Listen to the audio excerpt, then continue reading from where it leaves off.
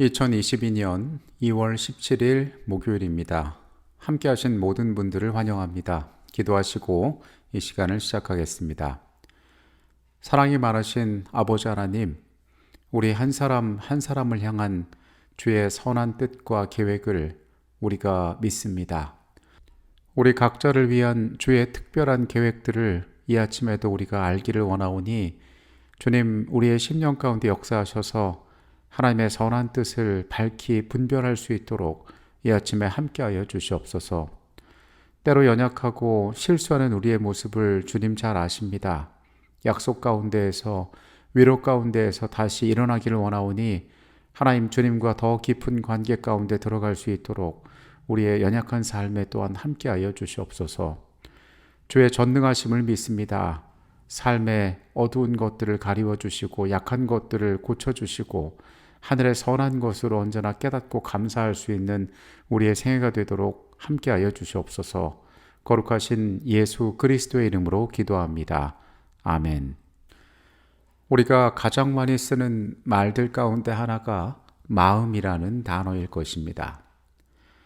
마음이라는 것은 눈에 보이는 것이 아닙니다. 그리고 여러 가지 의미로 사용되고 있습니다.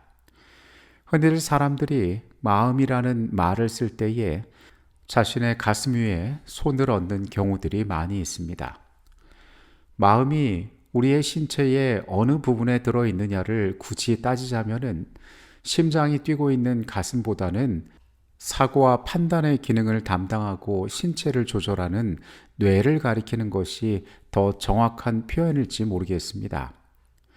그러나 우리가 마음이라는 것의 의미에서 알고 있듯이 그것은 내가 알고 있는 것들, 그리고 내 삶이 나타나고자 하는 것들, 내가 알고 있는 진심들, 때로는 내가 지금 느끼고 있는 마음의 상태, 감정을 이야기할 때 마음이라는 말을 씁니다.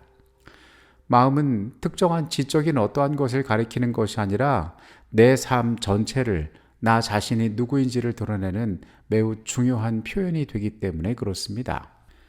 하나님께서 새 언약을 그분의 백성들에게 허락하실 때에 하나님께서 사람과의 관계 가운데 원하시는 것이 있으셨을 것입니다.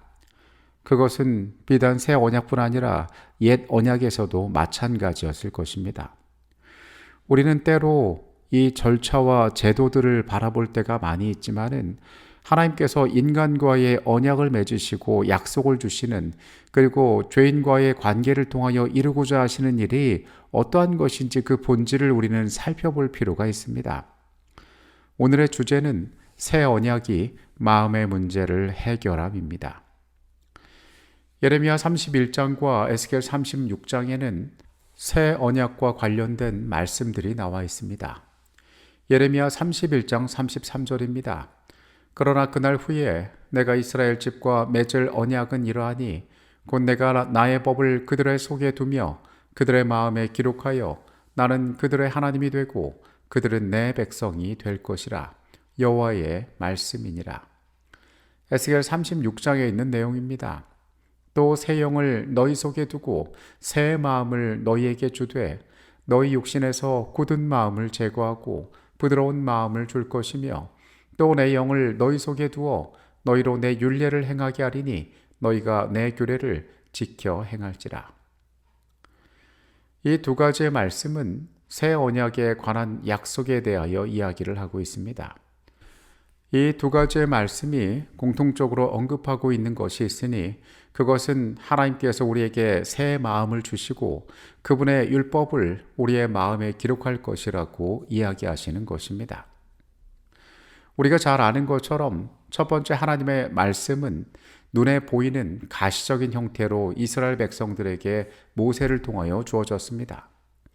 출애굽기 31장의 말씀은 여호와께서 시내산 위에서 모세를 통하여서 증거판에 돌을 주시고 그 돌 가운데에 하나님께서 친히 쓰신 율법이 있었다라고 기록하고 있습니다.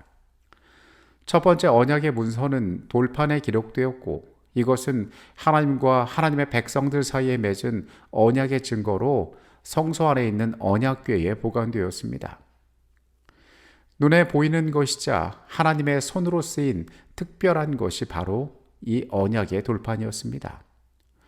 하지만 가시적으로 물리적으로 특별한 방법으로 또 특별하게 보관되었던 이 문서는 언제든지 깨어질 수 있는 것이었으며 말씀이 두루마리에 기록된 것은 예레미야 시대에 있었던 일처럼 그것이 찢겨지거나 불에 태워질 수 있는, 훼손될 수 있는 것이었습니다.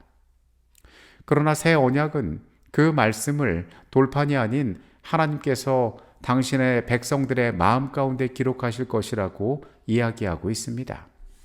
앞서 이야기한 것처럼 그것을 마음에 두겠다는 하나님의 선언은 이 율법을 우리 가운데 두시고 어떠한 목적으로 이것들을 사람에게 알게 하기를 원하시는지에 대한 중요한 하나님의 계획을 발견할 수 있는 것입니다.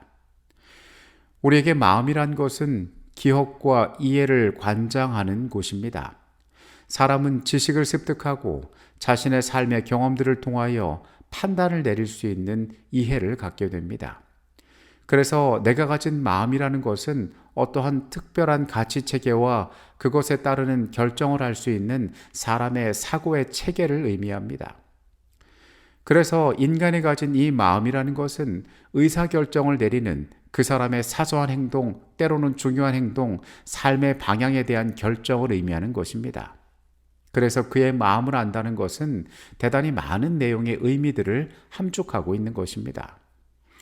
하나님께서 그러한 사람의 마음 가운데 이 율법을 두실 것이라고 말씀하십니다. 이것의 의미는 단순히 어떤 특정한 장소에 이것을 오래도록 남기기 위하여 새겨놓는다는 것을 넘어가는 계획을 말씀하시는 것입니다.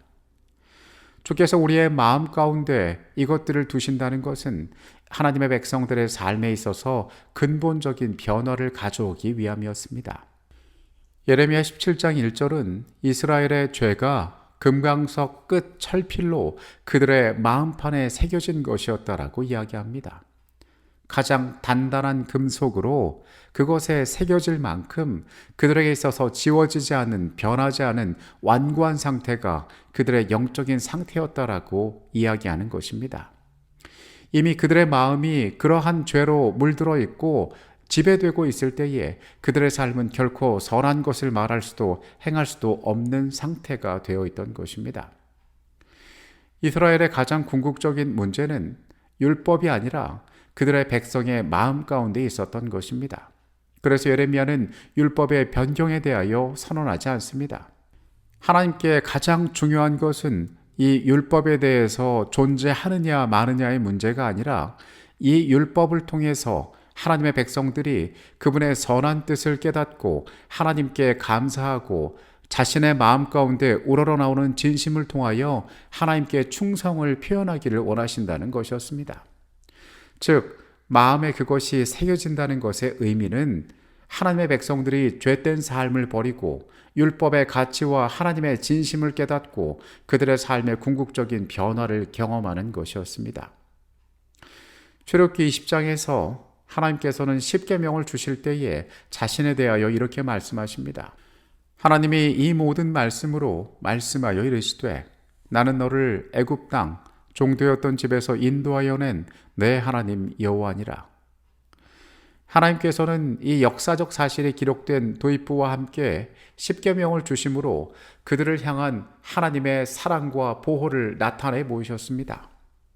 애굽에서 그들을 구원해내신 사건 가운데 보이는 것처럼 하나님께서는 그들에게 최선의 것을 주기 원하신다는 사실을 인정하는 의미로 이스라엘이 하나님의 율법에 순종하기를 원하셨습니다.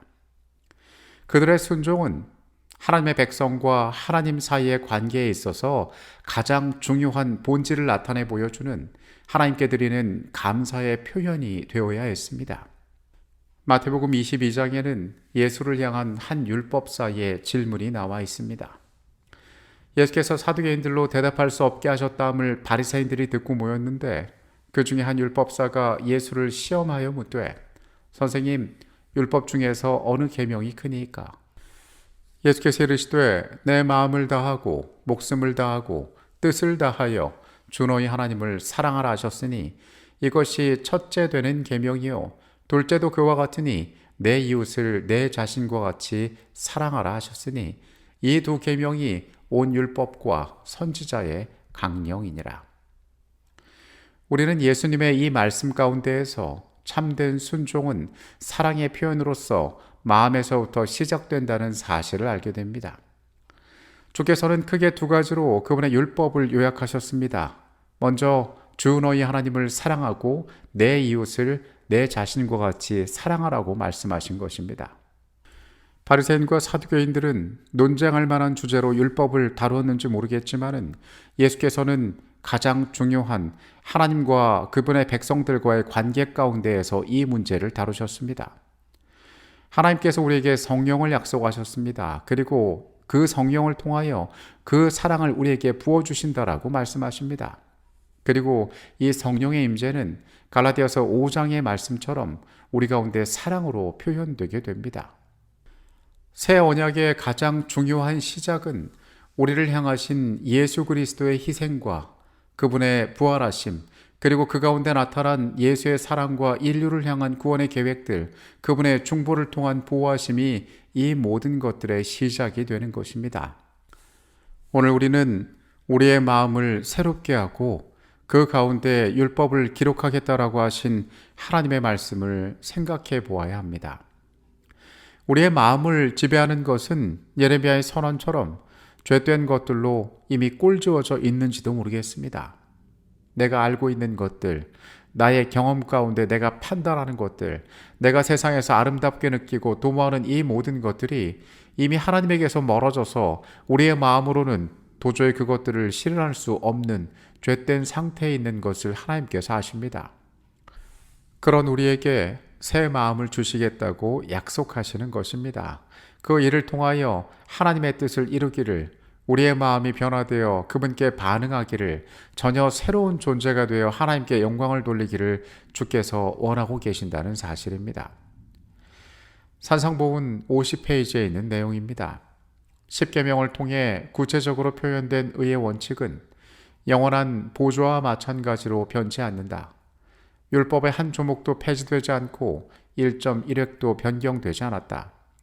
에덴 동산에서 생애의 큰 법칙으로 인류에게 알려진 그 원칙들은 회복된 낙원에서도 변치 않고 존재할 것이다. 에덴 동산이 다시 지상에서 꽃필 때 태양 아래 있는 모든 사람들이 하나님의 사랑의 율법을 순종하게 될 것이다. 모세를 통하여 주어진 십계명은 돌에 새겨졌습니다. 여러 가지 기록할 수 있는 다른 것들이 존재하였지만은 돌에 새겨진다는 의미는 그것이 무한한 시간을 통하여 사람들에게 전달되어질 수 있다는 것을 의미했습니다. 그러나 새 언약 가운데에서 하나님께서는 이보다 더 중요한 것들을 언급하시고 돌에 새긴 것이 아닌 마음에 그것을 새긴다라고 말씀하십니다. 우리의 마음에 새긴다는 것은 근본적인 삶의 변화를 의미합니다.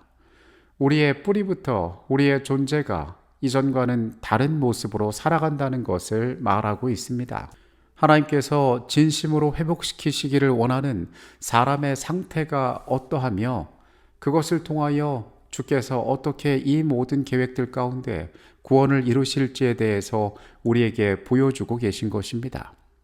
마음에 새긴다는 것, 그것의 특별한 의미를 우리는 기억하고 깨달을 필요가 있는 것입니다.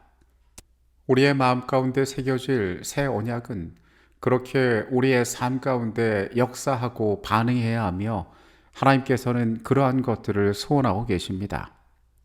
주께서 우리의 마음판에 악한 것들을 제하고 하나님의 거룩한 율법을 두기를 원하십니다. 우리의 삶이 그것들을 마음에 둠으로 마음의 변화를 입어 하나님께서 기뻐하시는 모습으로 꼴지어지게 되기를 간절히 바라겠습니다. 기도하시겠습니다. 주님, 우리의 심령이 어떠한지를 아십니다. 주께서 돌에 새기지 않고 우리의 마음 가운데 주의 율법을 새기기를 원하십니다. 주님, 죄된 이 연약한 상태들을 깨닫고 우리가 아무것도 할 수 없는 존재임을 알고 주께서 주시는 새로운 것들로 말미암아 삶이 변화되고 합당한 자로 깨어날 수 있음을 기억하게 하여 주시옵소서. 우리 곁에서 우리와 교통하기를 원하시는 아버지 하나님, 주의 말씀이 마음판에 새겨짐으로 삶의 근본적인 모든 것들이 변화하기를 원합니다.